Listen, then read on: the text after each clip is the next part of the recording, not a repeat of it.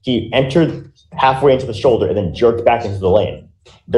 After previously having just gone through a green light. So there's no indication that he's allowing a vehicle to pass or anything like that. He went through a green light, entered the shoulder, and then jerked back. So right from the start, the judge is challenging the officer's reasoning. This is a classic courtroom moment when legal interpretation meets real-world driving behavior. What do you think? Should drifting for a split second really justify a stop? Comment below. by your theory, then, any single person that ever drives a mere nanosecond to the right of an improved shoulder is now violating this offense, this transportation code. This law can't be like that. Good morning, Mr. Allen. Sir, you're charged with driving while intoxicated. Second offense, you're facing up to a year in jail and or a $4,000 fine. We are going to do probable cause. You have the right to remain silent. Hey, senor, hat off. We're going to do probable cause. You have the right to remain silent. Anything you say can or will be used against you. You have the right to have an attorney present. If you cannot afford one, one will be appointed to you, sir. Yes, Judge. Okay. On December 28, 2024, the officer came to a stop behind the defendant's vehicle, and the light turned green, and the defendant's motor vehicle proceeded, and the defendant's vehicle immediately drifted approximately halfway onto the shoulder with other motor vehicles around it before the driver jerked back into the lane. Traffic stop was then initiated, and the officer made contact with the defendant, the driver, and sole occupant of the vehicle. The officer observed slurred speech, bloodshot eyes, unsteadiness on feet, and an odor of an alcoholic beverage. The defendant admitted to consuming one alcoholic beverage, and standard sobriety tests were administered. HGN 6 out of 6. The walk and turn on one leg stand could not be performed due to the defendant complaining of leg pain. The defendant was read the DIC and consented to breath. The result was 0.192. However, the defendant was unable to provide a second sample and consented to a blood draw. Mr. Allen, I'm going to find that there's probable cause to go forward with your case. Does he have a license? Eligible, Your Honor. All right. How many prior DWIs does he have? He has one prior, Your Honor. One? Okay. Mr. Allen, I'm going to find that there's probable cause to go forward with your case, and I'm ordering you as a condition of your bond not to consume alcohol, illegal drugs, or unprescribed controlled medication. This is a huge deal. The judge is making it crystal clear. One wrong move, one drive without an interlock device, and it's straight to jail. These conditions show how seriously courts treat second offense DWIs. Would you say this judge is being strict or just doing the right thing? You have a valid license. You cannot drive unless you also have valid liability insurance in your name. And I'm now placing a restriction on your license that you are not allowed to drive any vehicle that doesn't have an ignition interlock on it. If you're caught driving a vehicle that doesn't have an interlock, I will revoke your bond, put you in jail. Do you understand? I'm sending word and notice to DPS so that every police officer in the state is going to know if you get pulled over and you're driving a vehicle that doesn't have an interlock, they're going to arrest you on the spot. Do you understand?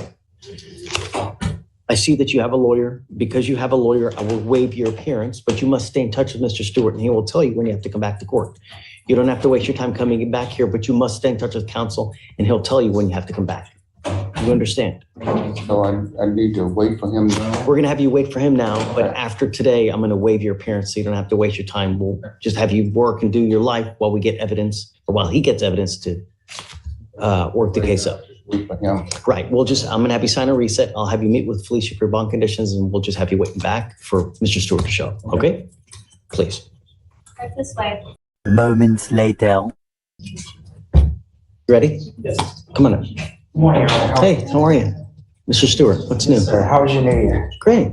We did PC on your case. Okay. We just did stand up. What's your guy's name again? My last name is Allen, Your Honor.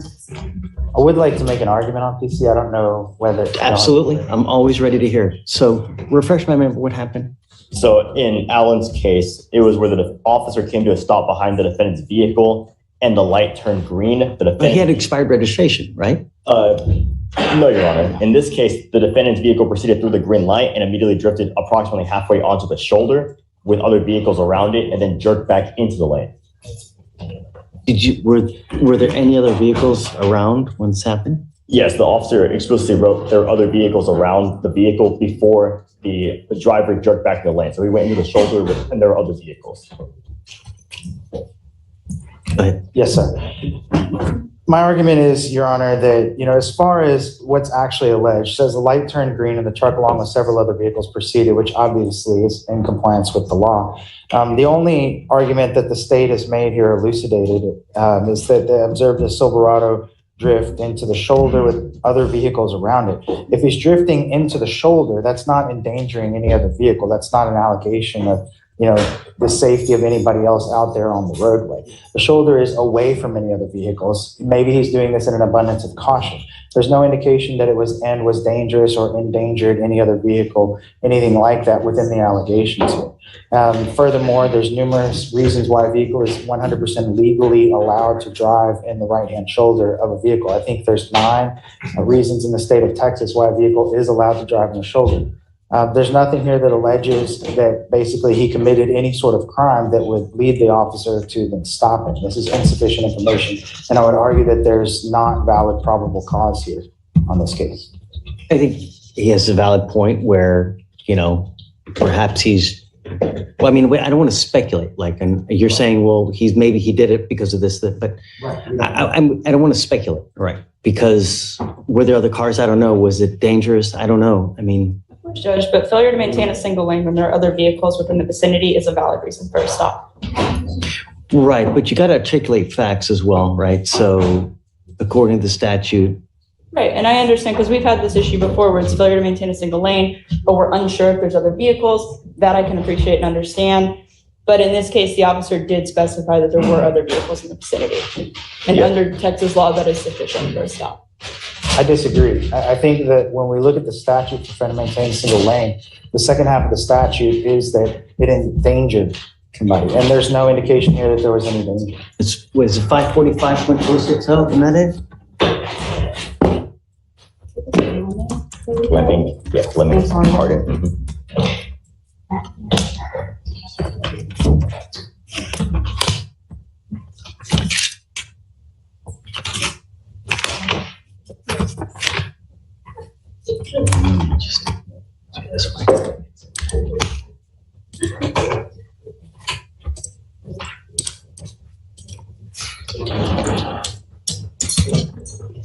545.060, Section A2, may not move from the lane unless that movement can be made safely. Shall drive as nearly as practical entirely within a single lane, and 2, may not move from the lane unless that movement can be made safely. There's no allegation here that the movement was made unsafely. Or that there was anything unsafe. I also have the list of, where under Texas law where it's permissible to drive on the shoulder, to stop, stand, or park, to accelerate before entering the main lane of traffic, to decelerate. Let's do this. I mean, this is going to take quite a bit of more time.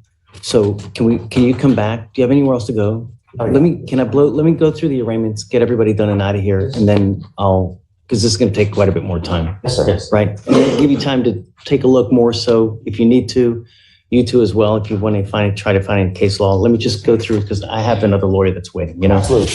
Yeah, I'll help you out, but let me get through everything. Yeah, for sure. Just gotta get with the sheriff's and prosecution to have a discussion. Moments later. Craig. Good morning again. Hey. I wanted to reapproach regarding the PC on Mr. Allen's case.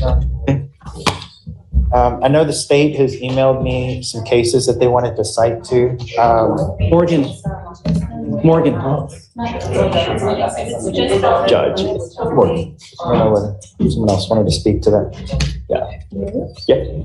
If we may, upon reviewing case law, so as we've discussed before, so he did veer into the shoulder and then go back onto the lane. And in Hardin, failing to maintain a single lane with the added vehicle component is the danger that they provided in the case law that makes failing to maintain a single lane, unlawful. Furthermore, in cases such as Lamming and Martinez, the court added additional factors to consider for the officer into determining whether or not failing to maintain a single lane is unlawful. And one of those is the time component.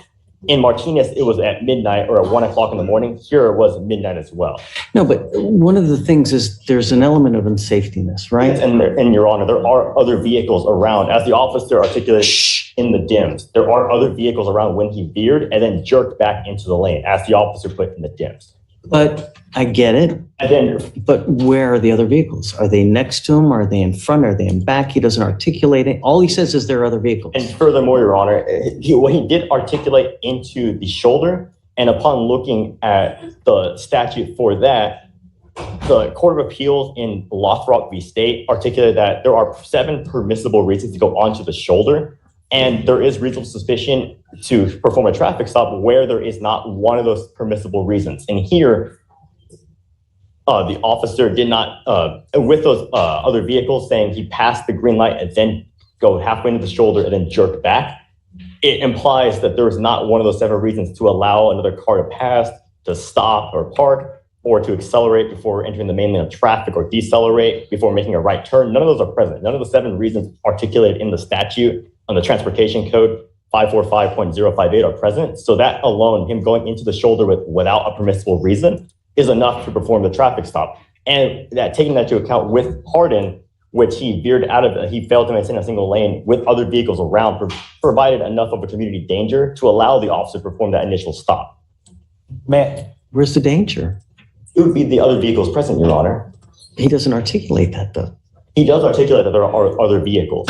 All he says is there are other vehicles. That is all the case law requires. He doesn't have to say there's a vehicle right in front and right next to him. The case law requires that there be other vehicles within the vicinity for it to be a danger. Right. In the case law, You don't know if it's in the vicinity, though. All he says is that there are other vehicles. That's so vague. You say other vehicles in the vicinity.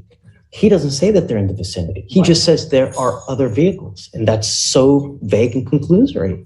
Your Honor, the case law does specify there only needs to be a minimal level of justification for the stop. In this case, that is enough where there's other vehicles around to provide that additional threshold for failing to maintain a single lane. In addition to no permissible reason to enter the shoulder, there's nothing there to indicate there is a permissible reason.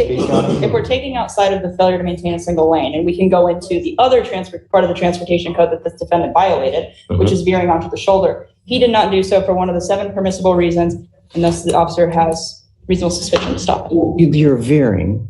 That is 545.060, right? Isn't that part of that's the weaving, right? It's a different one. Because you just said there's another violation of the transportation code. Yeah, and it's under 545.058 is for entering the shoulder. Right. May I address the court, please, Your Honor? Hold on, let me pull that code up. So that's 545.058. The transportation code. All right, let's see. That is driving on an improved shoulder. An operator may drive on an improved shoulder to the right of the main traveled portion of a roadway if that operation is necessary and may be done safely, but only if to stop, stand, or park, to accelerate before entering a main travel lane of traffic, to decelerate before making a right turn,